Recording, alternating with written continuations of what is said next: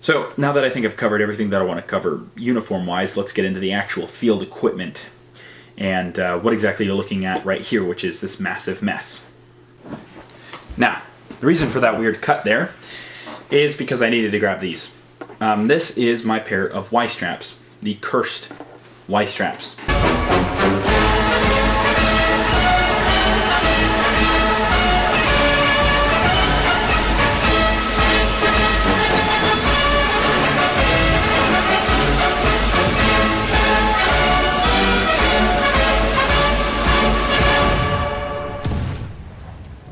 This was an equipment support piece used by the cavalry in early World War I. Now, this is a common error most new reenactors will make. They'll buy a pair of these and use them to support their belt because they see reenactors with this around their neck, and they will assume it's actually this around their neck. And the history bunker doesn't help matters because their little kits come with this in the uniform and not this. This is a bread bag strap, a 1910 model bread bag strap, and this is what soldiers would use to support their ammo pouches, not Y straps. This was the most common, not your Y straps. However, people who go off and berate people for saying that these are inaccurate to use, that isn't entirely true. These were used by infantry units. Some stormtrooper units used them, some machine gun companies used them, and some infantry units used them. Some soldiers preferred using these over the bread bag straps as they could offer more support if you were continually standing up instead of the prone position. If you went into prone, these would start to become a little bit more difficult to support your weapon kit as they could come loose, and then you've got to reshift to have it actually properly support your equipment. However, if you're assaulting a trench like a stormtrooper, you're in a static position like a machine gunner, or you're on sentry duty, this is actually a great help as it puts less stress on your neck and more stress on and sort of evens out all the stress amongst the belt and evenly distributes that weight on your shoulders and not just on the back of your neck. So if you're not moving a lot or you're not laying down a lot, this is actually the preferred way to go. Granted, it wasn't used often. It's sort of like wearing lobster armor in reenactment. It's just the historical exception. Again, if you're reenacting a specific unit that was known to wear these a lot, or you just think they look cooler, feel free to use them. Just make sure you make people aware if they ask questions about your uniform that these were not the commonly used item, and that what you're wearing is the historical exception and not the rule. But again, if you see someone wearing these, politely inform them about that while units did wear them, it wasn't the norm and that they usually wore bread bag straps. Because you never know if they know that already and they're just wearing them because they prefer to use them. So, again, historical exception, not FARB, but again, also not the rule. So, while you probably shouldn't wear them, it's not completely inaccurate to wear them. It's one of those weird gray areas that exist in reenacting that it's just better not to step foot in. So I'm going to put those aside because while they're not garbage, they shouldn't be on a respectable reenactor's table showcasing their equipment. Alright, so now with that other controversial item out of the way, let's go on to some of the more fun items. And by fun items, I mean the ammo pouches. Because these are the other things on this table that are not exactly fully accurate, according to most reenactors. The facts, however, differ. These are jet black ammo pouches, Gavir 98 ammo pouches. Remember that. These are not Kar 98 ammo pouches. These are Gavir 98 ammo pouches. There is a big difference. Do not get them mixed up. You will regret it and you will end up wasting money. Now, these ammo pouches are jet black because they were dyed that and that's how I bought them. Most reenactors are going to recommend you buy the brown ammo pouches. You sand them down to get a lot of the bumps removed, and then you darken them the same way you would darken your jack boots. There's a couple issues with this, however, as there are plenty of examples of ammo pouches being very similar to this color, however faded. This makes sense as those ammo pouches are made of leather and 100 years old. So it is very plausible that these ammo pouches were seen in jet black colors, as the order was issued in 1915 to create equipment to blacken your equipment, to have black leather and not the standard brown leather. So while it might be considered a historical exception, it's not FARB. In fact, I would go as far as to say as using black ammo pouches or jet black ammo pouches is only slightly the historical exception, and you should take steps to defarb them, but it's not something that's a pressing matter, as it isn't completely inaccurate and isn't even a historical exception for the most part. It's just been considered a historical exception because most of our surviving items of equipment from the German Imperial Army are severely faded and don't have this dark of a color, black. Now you'll also notice that on these ammo pouches it's kind of bumpy. It has sort of a scaly texture to it. This will slowly come off with time, and I highly recommend naturally allowing your equipment to age instead of doing it artificially. I kind of touched up on that in the previous video. I'm just going to reiterate what I said. Now, the thing that you should want to do is take a very fine sandpaper. If you have these and you want to go off and you just don't want to catch flack from other reenactors, lightly sand it. It will bring out some of the brown leather underneath and kind of get rid of the scaly texturing to it, and then you darken it. This will create a pair of ammo pouches that look well used and have sort of an inconsistent dye pattern to them. Gosh darn it.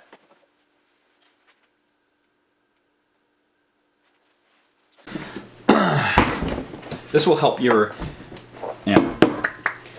That just cut out. I have no idea how long it was recording like that, so the audio might be really crap for a bit. Anyway, doing that will allow the pouches to lose some of their scaly texture and give it a more authentic look, like it's been heavily used and it has an inconsistent dye pattern, which is kind of what you are looking for.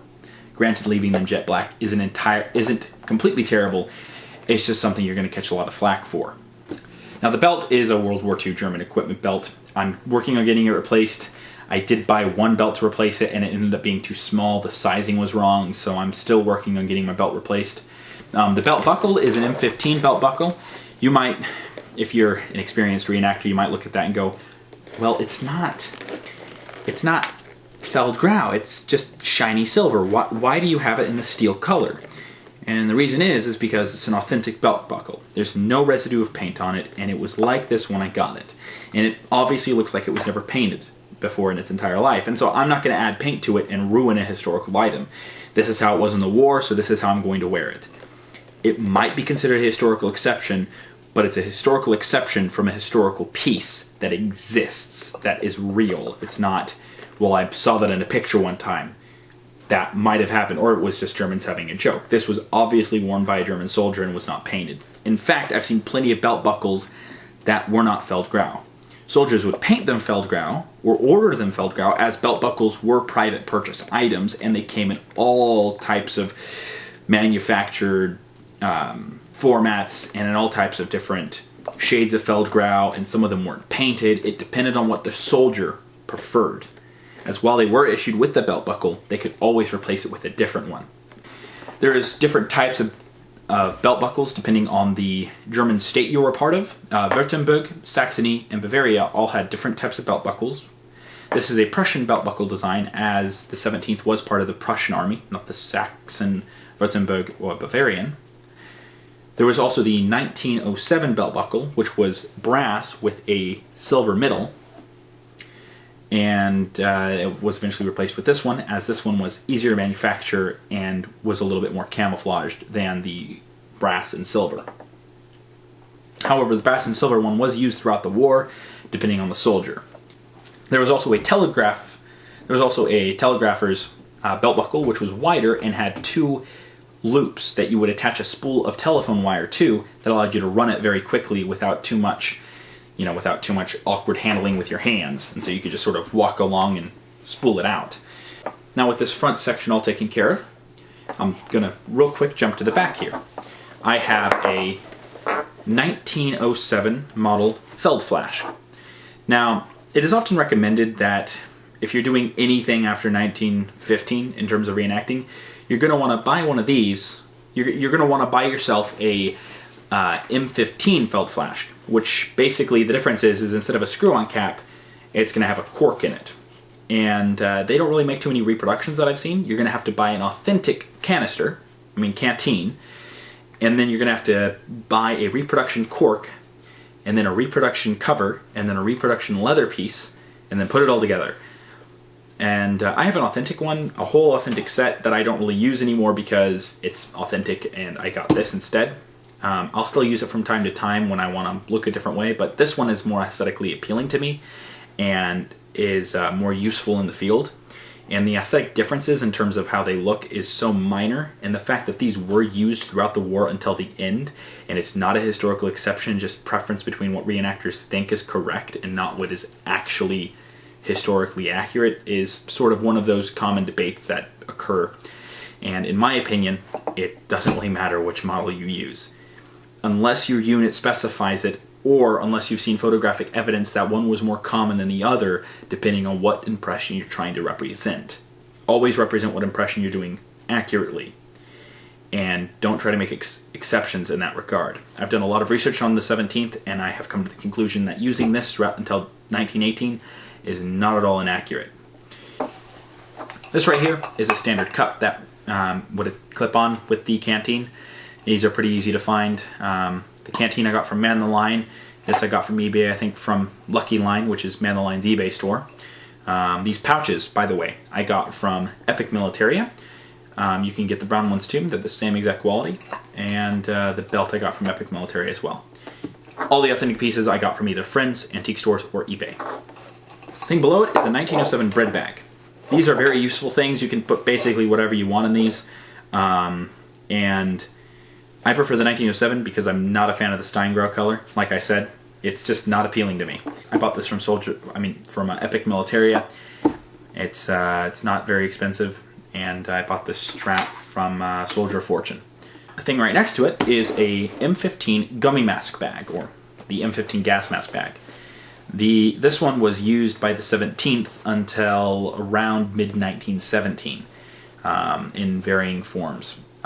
Even though there was gas mask cans as early as mid-1916, I do not see actual photographic evidence of the 17th using them until mid-1917.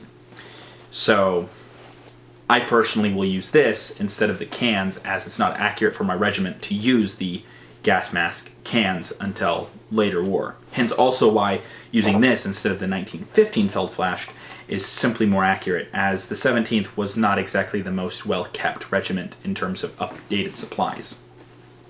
Now within this bag is the M15 gummy mask. I bought this full pack from Soldier of Fortune, SOF Militaria.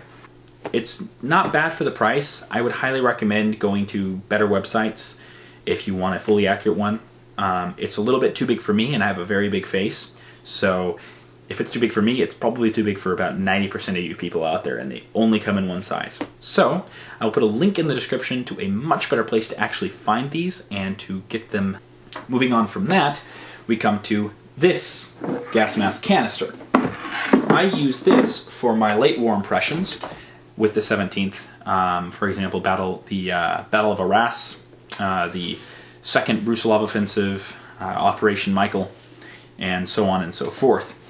This would be your standard canister for the 17th Reserve Infantry Regiment. There was two sizes. There was this, which was size 2, and it was called that because you could fit your gas mask in there and an extra filter. The gummy mask in there and an extra filter. Or 2 filters. It's 2. You could basically do any combination. Then there was size 1, which was smaller than this, and you could only fit your gas mask or a filter inside. The 17th mainly used these. There is some photographic evidence of size 1 being used, but not much. Size 2 was the most common, as the 17th only started getting these in 1917. There is some photographic evidence of NCOs and lieutenants and so on and so forth having the size 1 as early as late 1916, but those images are few and far between, and I'd rather not reenact the historical exception, as I am only a Gefreiter in the regiment, and this is an original piece. These are reproduction gas mask canister straps. I bought off, and link in the description to where I got these. These are excellent quality. If you buy a reproduction, you are going to need to replace the straps. But I would highly recommend you actually buy an authentic one, as they aren't too much more expensive if you find the right seller. You just want to be careful that it's a good quality one and not one of shoddy, rusty make. If you know how to repair those things, you know how to refurbish them, go for it. It's a perfect refurb project. But if you don't, you're safer buying a reproduction. The M17 gas mask was used by the 17th Reserve Infantry Regiment. However, there isn't much photographic evidence of it being used by them, and most of it was in 1918. I do have an example I made for airsoft. I need to redo the eye holes a little bit. And this one I got for Christmas a couple years ago before I even started reenacting. And so I don't know where it got bought from. I have no idea what the manufacturer of this is. However, I did defarb it, which basically means I dyed the leather and I cut off the the rings of leather that were around the eyes. I cut them down. I will show a before and after picture because it's hard for me to actually explain what I did. These started becoming issued to soldiers in around mid-1917, and they eventually became the standard gas mask. Gummy masks were used up until the end of the war, but as time went on, less and less so, as gas masks didn't have the longest lifespan in the field, and that's why gummy masks are much harder to find authentic versions of versus the M17s, because the M17s were made up until 1918, whereas the gummy masks stopped being produced in 1917 when these were starting to be produced. So, a little bit of history and production, what to wear and when and why.